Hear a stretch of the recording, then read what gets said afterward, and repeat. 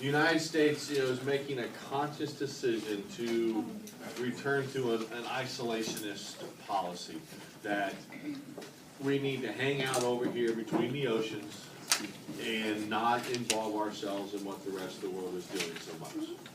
Going back to following the advice of President Washington to make sure that we do not get involved in any type of permanent alliances. Trade is fine, but we don't want to get tangled up in other countries' business. We don't want to get drug into another war.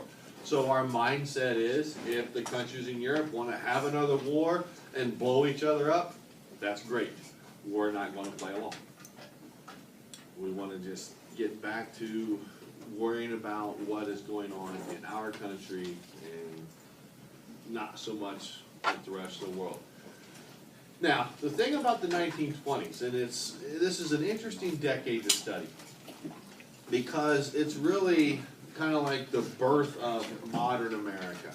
So many things that make up America's culture still today that you and I enjoy, are a part of, engage in ourselves, starts in the 1920s. Our obsession with famous people and movies and movie stars and music. Our obsession with college and professional sports. The 1920s has the radio, we now have television. And the automobile, when we begin to develop a dependence on having the car and how much the car means to our lives every day, especially excuse me, with teenagers. And you think about what the car represents for you, the freedom and mobility to get away from your family and go do things on your own. All that stuff begins in the 1920s.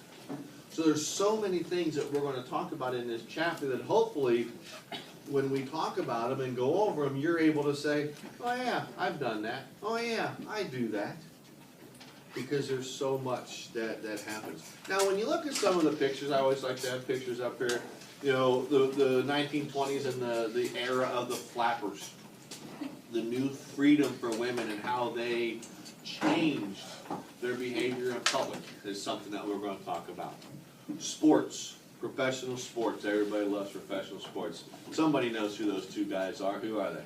Oh, All right, the one on the right is Babe Ruth, and the one on our left is Lou Gehrig, two of the greatest baseball players in the history of baseball.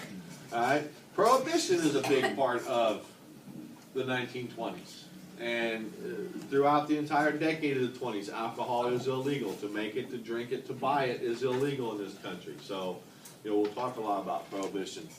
You know, this is where the kind of bad side of me comes out when I look at this picture. You know, lips that touch liquor shall not touch ours.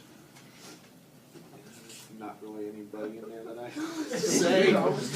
That's fine. You know, honey, I guess I'll just keep drinking and maybe it'll look better. But, you know, no, I'm sorry. See, that's a good point.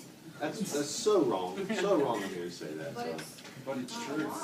But and then the Prohibition give rise to bootleggers in the gangster era.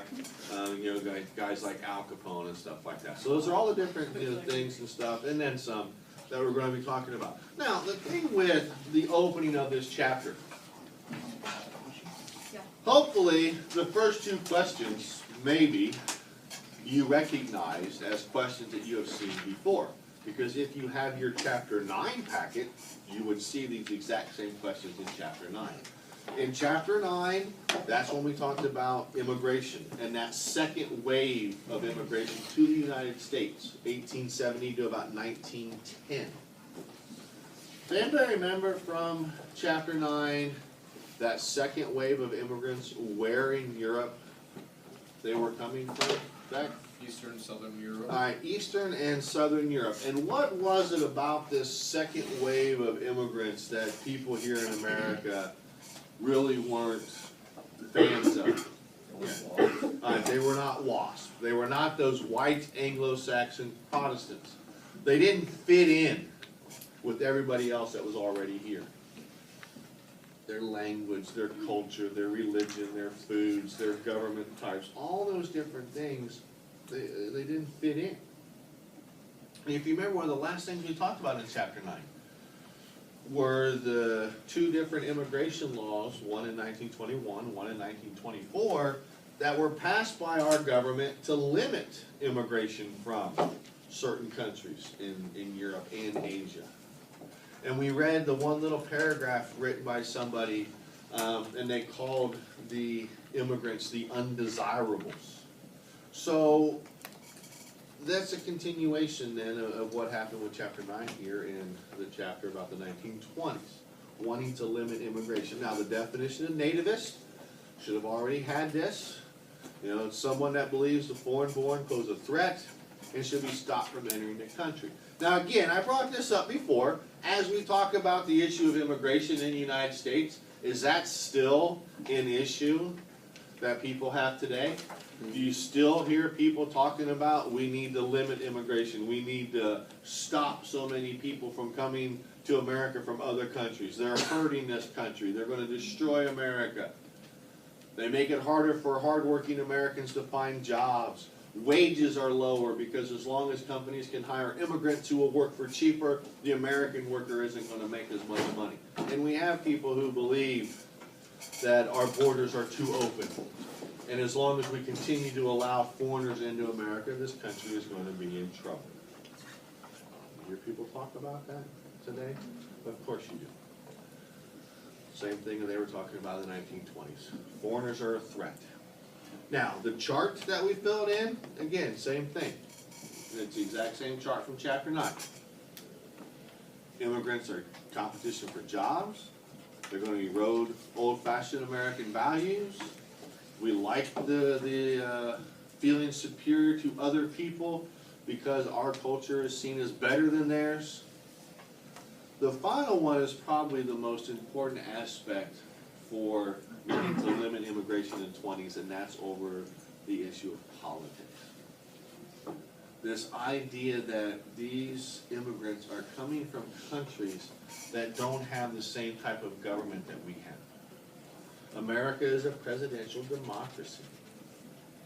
These people are coming from countries that are ruled by emperors and kings and czars, different than what we have. So we're concerned about that. Do they want to bring their government system to America and try to make America like the country they came from, or not? Now, the one event that probably adds to those fears more than any other is the event that took place in 1917 somewhere in Europe. What was that? What event that took place in somewhere in Europe in 1917 is going to create even more fear among the American people about our government possibly being overthrown?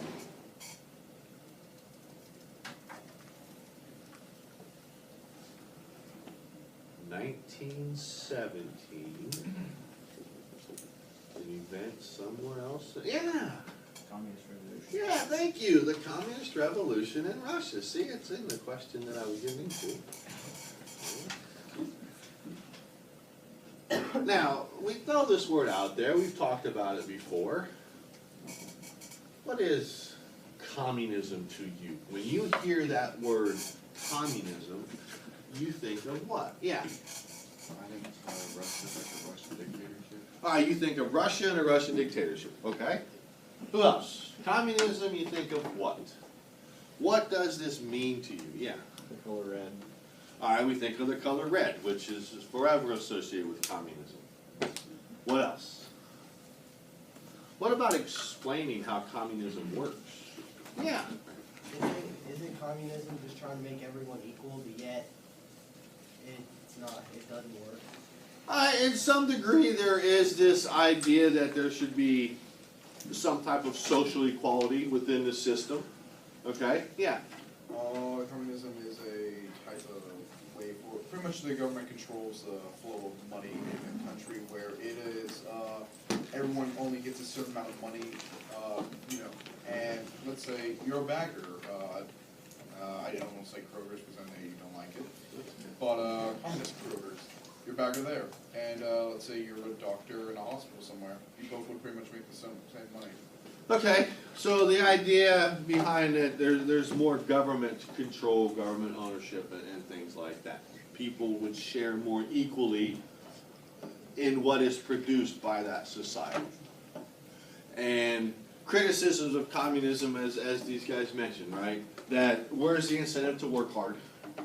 You know, if I'm going to be taken care of regardless, then, you know, why should I work any harder than anybody else, kind of thing. Excuse me. So communism is seen as an economic system. It could also be a political ideology. It is a direct opposite of capitalism. So what does capitalism mean to you? Explain capitalism. Yeah, Paul. Make as much money as possible. All right, you're free to earn as much money as you possibly can. Yes. Private ownership over any business, you know, pretty much you own your business, you can get out as Okay. much as you want. All right, so private ownership over businesses. It's your business. You determine what happens with the profits and the money and things like that. So, in a capitalistic system, I own the factory. You guys all work for me. I pay you $10 an hour. At the end of the fiscal year, our company, my company, sorry, has earned a profit of $10 million. I've paid all my bills, I've paid all your salaries, I've paid all the taxes, whatever. I have a profit of $10 million. Who does that $10 million go to? This guy right here. Got me a big old house, fancy cars. I take vacations to Europe and Asia.